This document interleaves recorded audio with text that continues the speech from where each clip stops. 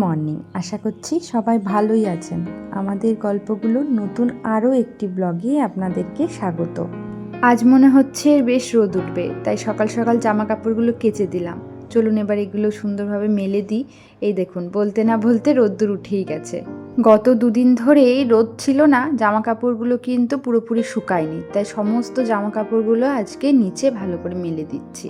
দুদিন হলো বোন আমাদের বাড়িতে এসেছে, তবে ও বলছে আজ চলে যাবে। আমিও ওর সাথে যাব ভেবেছি, তবে আমার না আজকে যাওয়ার ইচ্ছা ছিল না। আমার ইচ্ছা ছিল যে আগামীকাল যাব, কিন্তু ও বলছে আগামীকাল ওর দাঁতের ডাক্তারের কাছে অ্যাপয়েন্টমেন্ট রয়েছে, দাঁত তোলার ব্যাপার রয়েছে। তো সেই জন্য আজকে বিকালবেলায় ও চলে যাবে বলছে। কাল যেহেতু সকাল সকাল ডক্টরের কাছে অ্যাপয়েন্টমেন্ট রয়েছে, তাই আমি ভাবলাম তাহলে তো ওর সাথেই যেতে হবে। তার কারণ আমার বর তো এখন ব্যস্ত, ও বলছে এখন ওর সময় নেই যে দিতে যাবে, যে কারণে বোনের সাথে যেতে হবে। তাই আজকেই বিকেলবেলা আমরা চলে যাব ওই বাড়িতে। এখন ওই বাড়িতে যাওয়ার একটি বিশেষ কারণ রয়েছে, তবে আজকে তো যাওয়ার ইচ্ছা ছিল না। আমি কাল কি পরশু যেতাম, কিন্তু এখন ওই যে বোনের সাথে যাব বলেই চলে যাব। যেহেতু ওই মিছরিকে আর ব্যাগ নিয়ে আমি একা একা যেতে পারবো না, তাই হয় মিছরির পাপা আমাদেরকে দিয়ে আসে, না হলে ওই বাড়ি থেকে কেউ নিতে আসে। তাই বোন যখন এসেছে, তাই বোনের সাথেই চলে যাব। তো সকালবেলা এই যে একটু সবজি কেটে নিয়েছি, একটু সবজি করব। আর আজ তো শুক্রবারের দিন আমরা মাছ খাই। শনি রবি দুদিন তো আমরা নিরামিষ খাবো, ওই জন্য ওই শুক্রবারের দিনটা মাছ মাংস কিছু করা হয়। তো আমাদের তো বেশিরভাগ মাছটাই করা হয়। তো আজকে মিছরির পাপা বেশ অনেকখানি মাছ রেখেছে। আর আজকে আমি এই নিরামিষ তরকারিটা আমার শাশুড়ি মা যেভাবে রান্না করে থাকেন ওভাবেই করব। একটু খোলা কড়াইয়ে জিরে ধনে আর তেজপাতা ভেজে নিচ্ছি, তারপর এটাকে বেটে নেব। আমার শাশুড়ি মা যে কোনো নিরামিষ তরকারিতে এরকম নামানোর আগে যে ভাজা মশলা বেটে দেয়, এটা না বেশ ভালো লাগে, অন্যরকম একটা স্বাদ লাগে।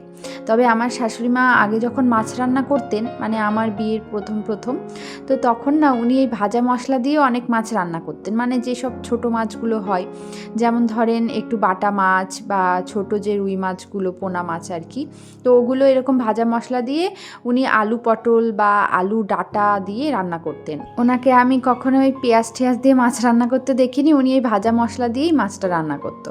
তবে আমার বর এখন আবার পেঁয়াজ দিয়ে মাছ রান্না করলে বেশি ভালো খায়, সেই জন্য আমি বড় মাছগুলোতে একটু পেঁয়াজ দিই। যাই হোক, এদিকে দেখুন তরকারিতে ফোড়ন দিলাম হচ্ছে 5 ফোড়ন, আর একটুখানি দিয়েছি রাঁধুনি। এই নিরামিষ তরকারিগুলোতে একটুখানি রাঁধুনি ফোড়ন দিলে আমার শাশুড়িমা বলেন নাকি খেতে ভালো লাগে, মানে টেস্টটা অন্যরকম হয়। যাই হোক, এদিকে সবজিগুলো দিয়ে দিয়েছি, কাঁচা লঙ্কা দিয়ে দিয়েছি। শুকনো লঙ্কা ফোড়নে দিইনি, শুকনো লঙ্কা ফোড়নে দিলে ভালো হতো। আজকে এই যে ডাঁটা কুমড়ো, মানে মিষ্টি কুমড়ো, আলু আর পটল, এই 4টে সবজি দিয়ে এই সবজিটা করছি। একটু বেগুন দিলেও ভালো হতো, তবে বেগুনের কথাটা আমি ভুলে গেছি, বেগুন আর দেওয়া হয়নি, ঘরে কিন্তু বেগুন ছিলই। যাই হোক, এখন ভালো মতো কষিয়ে নিয়েছি, একটুখানি কিন্তু আদা দিয়েছি। এবার একটু জল দিয়ে দিলাম, তারপর সবজিগুলো যখন সেদ্ধ হয়ে যাবে তখন ওই ভাজা মশলা বাটাটা দিয়ে দেব।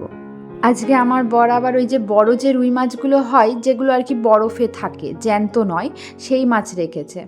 আমরা তো প্রায় দিনই জ্যান্ত মাছ খেয়ে থাকি মিছরির জন্য, তো আজকে জ্যান্ত মাছ সেরকম পাইনি বলে আবার ওই মাছটা রেখেছে। আর আমার বোন আবার ওই মাছগুলো খেতে ভালোবাসে। আর 2-4 দিন পরেই তো নীল পুজো। এখন কিন্তু এই যে গ্রামে পাড়ায় পাড়ায় এরকম কাটাম নিয়ে ঘোরে, মানে এটাকে শিব ঠাকুরের কাটাম বলা হয়। তো এই কাটাম পুজোই এই সময়টাই করা হয়ে থাকে, সন্ন্যাসীরা করে থাকেন। তো সন্ন্যাসীরা প্রত্যেক বাড়িতে এরকম কাটাম নিয়ে আসে এবং বাড়িতে এরকম তেল সিঁদুর দেওয়া হয়। তো প্রত্যেক বছরই আসে, এবছরেও এসেছে।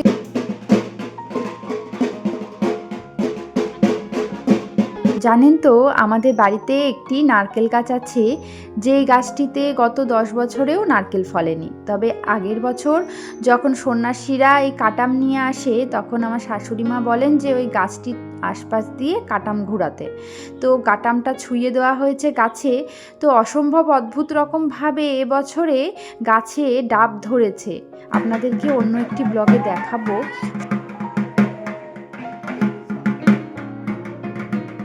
অবিশ্বাস্য হলেও কিছু কিছু জিনিস কিন্তু সত্যিই হয়। গাছটি হওয়ার পর থেকে একটা বছরেও একটা ডাবও ধরতে দেখিনি গাছটিতে, আর এই বছরটিতেই অসম্ভব অবিশ্বাস্যভাবে গাছে ডাব ধরেছে।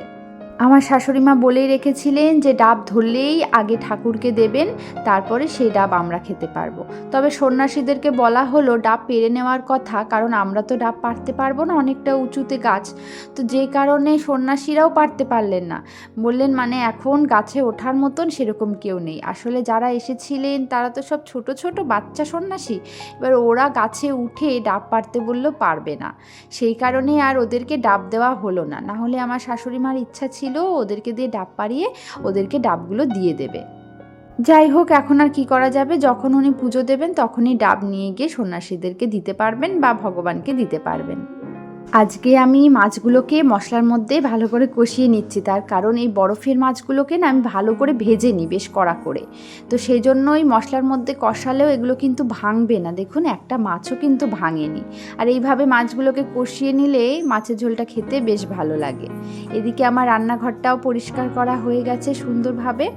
আর যেহেতু ওই যাব সমস্ত কিছু গুছিয়ে রেখেই আমাকে বেরোতে হবে, কারণ গৃহিণীরা যেখানেই যাক না কেন সংসারটাকে না গুছিয়ে রেখে কিন্তু বেরোতে পারে না। সংসার গুছিয়ে আবার মিছরির জিনিসপত্র সব গুছিয়ে নিয়ে বেরোতে বেরোতেই আমাদের বেশ বিকেল হয়ে গেছে। এখন এই বিকেল 5টা মতো বাজে, যদিও এখন দেখুন সূর্য পুরোপুরি কিন্তু অস্ত যায়নি। এটি আমাদের পাড়ার একটি পুকুর, আর কি অপূর্ব সুন্দর লাগছে দেখুন দৃশ্যটি।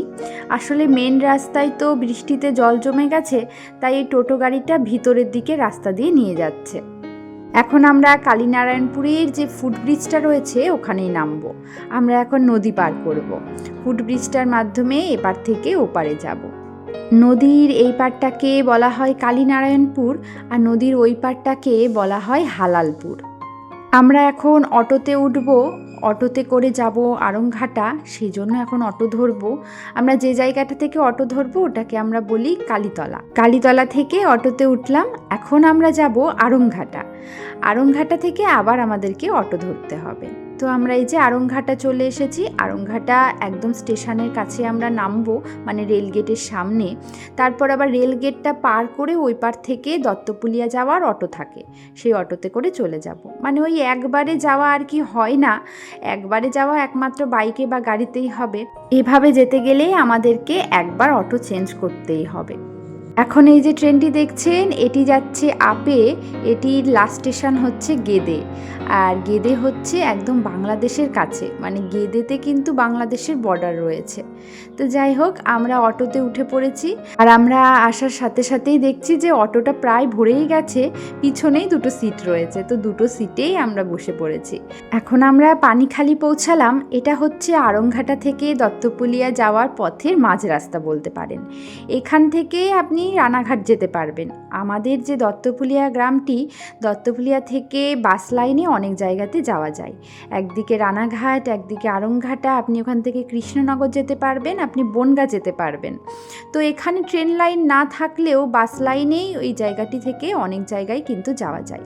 এই যে জায়গাটি দেখছেন, দুটো পুকুর দেখলেন, আপনাদেরকে ভালোভাবে দেখাতে পারলাম না।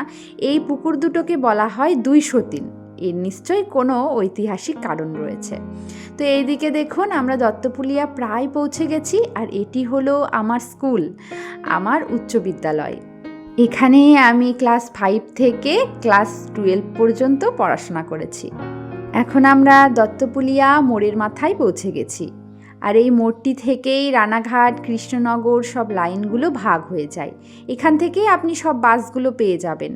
একদিকে রানাঘাট চলে গেল, আমরা যে রাস্তাটি দিয়ে আসলাম ওই রাস্তাটি হচ্ছে রানাঘাটের রাস্তা বা আড়ংঘাটের রাস্তা। আর এই দিকে একটা সোজা রাস্তা আছে, সেটা থেকে কৃষ্ণনগর যাওয়া যায়। তো এখানেই সমস্ত বাসগুলো দাঁড়িয়ে থাকে। আমরা প্রায় চলে এসেছি। আর মিছরিও অধীর আগ্রহে রয়েছে কখন মামার বাড়িতে পৌঁছাবে, ওর আর অটোতে ভালো লাগছে না। আমরা আমাদের বাড়ির কাছে যে স্টপেজ সেটাকে বলে হসপিটাল মোড়, সেখানে নেমে পড়েছি। আসলে বাড়ির কাছে তো হসপিটাল আছে, সেই জন্য ওই জায়গাটিকে হসপিটাল মোড় বলা হয়। এই তো বাড়ির একদম কাছে চলে এসেছি। সামনের যে বাড়িটি দেখছেন ওখানে আমার কাকা থাকেন, আর পিছনের বাড়িটি আমাদের। একটা সময় এটা পুরোটাই আমাদের বাড়ি ছিল, অনেকটা বড় উঠোন ছিল। যাই হোক, আজকের ব্লগটি এখানেই শেষ করছি। মিছরি ওর মামার বাড়িতে পৌঁছে গেছে, মহা আনন্দ ওর এখন। আশা করছি ব্লগটি আপনাদের ভালো লেগেছে। দেখা হচ্ছে পরের ব্লগে। সকলে ভালো থাকুন, সুস্থ থাকুন।